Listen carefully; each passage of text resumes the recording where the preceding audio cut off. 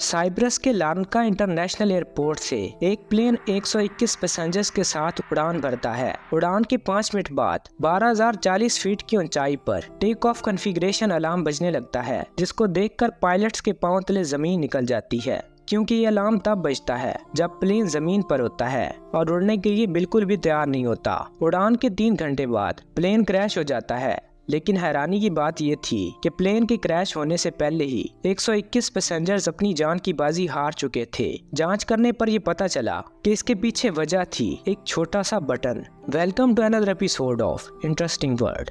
14 अगस्त 2005 सुबह के 9:07 पर हीलियोस फ्लाइट 522 साइप्रस के इंटरनेशनल एयरपोर्ट से ग्रीस के एथेन इंटरनेशनल एयरपोर्ट की तरफ जाने के लिए उड़ान भरती है। इस वक्त इसमें 115 पैसेंजर्स और 6 क्रू मेंबर समेत 121 अफराद मौजूद थे। प्लेन को इस वक्त German contract based pilot Hans Jurgen Martin और पेम्पोस उड़ा रहे थे, जिनको प्लेन उड़ाने का अच्छा खासा एक्सपीरियंस था। वहीं फ्लाइट अटेंडेंट की रिस्पॉन्सिबिलिटीज को एंड्रियास प्रोड्रोमो मैनेज कर रहे थे। उड़ान भरने के 5 मिनट बाद 9:12 पर प्लेन 12,040 फीट की ऊंचाई पर पहुंच गया और इस ऊंचाई पर पहुंचने के बाद ही अचानक प्लेन में एक अलार्म बजने लगा। चेक करने पर यह पता चला कि यह टेक ऑफ कॉन्फ़िगरेशन अलार्म था, जिसे देखकर दोनों पायलट्स दंग रह गए, क्योंकि ये अलार्म तब बजता है जब प्लेन जमीन पर होता है और उड़ने के लिए बिल्कुल भी रेडी नहीं होता। मगर 12,040 फीट पर इस अलार्म बजने की वजह दोनों पायलट्स के समझ से बाहर थी। सिचुएशन को देखते हुए दोनों पायलट्स ने ATC यानी एयर ट्रैफिक कंट्रोल से राब्ता करना ही सही समझा। ATC से कनेक्ट होकर पायलट्स ने उन्हें टेक ऑफ कॉन्फ़िगरेशन अलार्म के बारे में बताया। वो ये बता ही रहे थे कि प्लेन के कॉकपिट में मौजूद कंट्रोल पैनल पर एक साथ कई अलार्म बजने लगे, जिसकी वजह से उनका कनेक्शन ATC से टूट गया। साथ ही प्लेन का मास्टर क्वेश्चन अलार्म भी बजने लगा, जिसका मतलब था कि प्लेन के कई सारे सिस्टम एक साथ ओवरहीट हो चुके थे। पायलट्स को कुछ समझ नहीं आ रही थी कि क्या हो रहा है। उधर पैसेंजर्स डरे हुए थे और क्रू मेंबर्स मुसलसल उन्हें मोटिवेट कर रहे थे। सब पैसेंजर्स को सांस लेने में काफी मुश्किल हो रही थी, इसलिए उनके ऑक्सीजन मास्क खुद ब खुद ही नीचे आ गए। दरअसल जब प्लेन में ऑक्सीजन लेवल कम होता है तो ऑक्सीजन मास्क खुद ब खुद ही नीचे आ जाते हैं। इस वक्त प्लेन 18,000 फीट की ऊंचाई पर था और पायलट्स मुसलसल ATC से कनेक्ट करने की ट्राई कर रहे थे, लेकिन वो रिकनेक्ट कर ही नहीं पा रहे थे। ATC ने भी कई बार कनेक्ट करने की कोशिश की, लेकिन हर बार नाकाम हुए।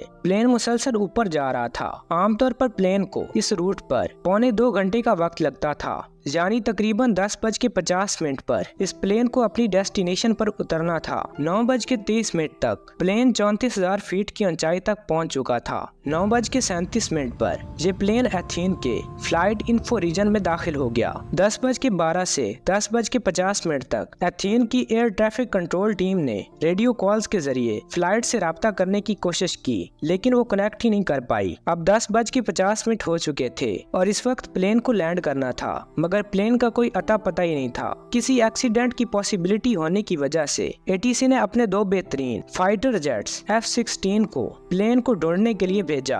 कुछ देर बाद इन दोनों जेट्स ने हीलियो फ्लाइट को ढूंढ लिया। उनमें से एक जेट इस प्लेन के बहुत करीब आ गया ताकि ये देखा जा सके कि अंदर चल क्या रहा है। फाइटर जेट के पायलट ने ये देखा कि प्लेन के अंदर को पायलट और मेन पायलट सार नीचे झुकाए बेहोश पड़े हुए हैं। फिर ये जेट पीछे पैसेंजर सीट की तरफ गया ताकि पैसेंजर्स की सिचुएशन को देखा जा सके। जेट पायलट ने ये देखा कि सब पैसेंजर्स सार नीचे झुकाए बैठे हैं और वहाँ ऐसा एक शख्स भी नहीं जो मदद के लिए इशारा कर रहा हो। तब अचानक 11:49 पर जेट पायलट ने देखा कि एक शख्स प्लेन के कैबिन से होकर कॉकपिट की तरफ जा रहा है। कुछ ही सेकंड्स बाद ये आदमी पायलट की सीट पर बैठा दिखाई दिया। इसको देखते ही जेट पायलट ने इशारा करके सिचुएशन जानने की कोशिश की। वो शख्स भी कुछ बताना चाह रहा था, लेकिन वो कुछ बोल ही नहीं पाया। तभी तकरीबन 1 मिनट बाद 11:50 पर प्लेन के लेफ्ट इंजन ने काम करना बंद कर दिया और प्लेन बाईं तरफ झुककर तेजी से नीचे गिरने लगा। पायलट सीट पर बैठा वो शख्स इसे कंट्रोल करने की कोशिश तो कर रहा था, मगर कंट्रोल कर ही नहीं पा रहा था। ठीक 12 बजे राइट इंजन ने भी काम करना बंद कर दिया। अब प्लेन का कंट्रोल पूरी तरह खो चुका था। 12:04 पर प्लेन एथेन से तकरीबन 40 किलोमीटर दूर कई पहाड़ियों में क्रैश हो गया। क्रैश के साथ ही क्रू समेत 121 लोगों की मौत हो गई, जिसके बाद ग्रीस में फ्लाइट 512 के क्रैश की खबर आग की तरह फैल गई। फौरन रेस्क्यू टीम को बुलाया गया और 121 लोगों की डेड बॉडीज को निकालने का काम शुरू कर दिया गया। लेकिन जब कुछ डेड बॉडीज की ऑटोप्सी की गई तो एक चौंका देने वाली बात सामने आई। पता चला कि क्रैश होने से पहले ही पायलट्स मर चुके थे। तो अब सवाल यहाँ ये था कि अगर क्रैश से पहले ही पायलट्स मर चुके थे तो तकरीबन 2 घंटे प्लेन को किसने संभाला। तो आपको बता दें कि हमने वीडियो के शुरू में एक शख्स का जिक्र किया था, फ्लाइट अटेंडेंट एंड्रियास प्रोड्रोमो। जी हाँ, वो एंड्रियास ही थे जिन्होंने इस प्लेन को आखिर तक संभाले रखा, क्योंकि आखिर में उनकी आवाज ही ATC को सुनाई दी थी। एंड्रियास ने तकरीबन 5 बार मेडे मेडे कहकर मदद की आवाज लगाई। एंड्रियास के पास पायलट का लाइसेंस तो था, लेकिन उन्हें इतना एक्सपीरियंस नहीं था कि वो बोइंग 737 जैसे प्लेन को कंट्रोल कर सकते। इसके बावजूद वो इस प्लेन को आबादी से दूर ले जाने में कामयाब रहे। जब एक्सपर्ट्स ने इस क्रैश के पीछे की वजह जानने के लिए जांच शुरू की तो उन्हें पता चला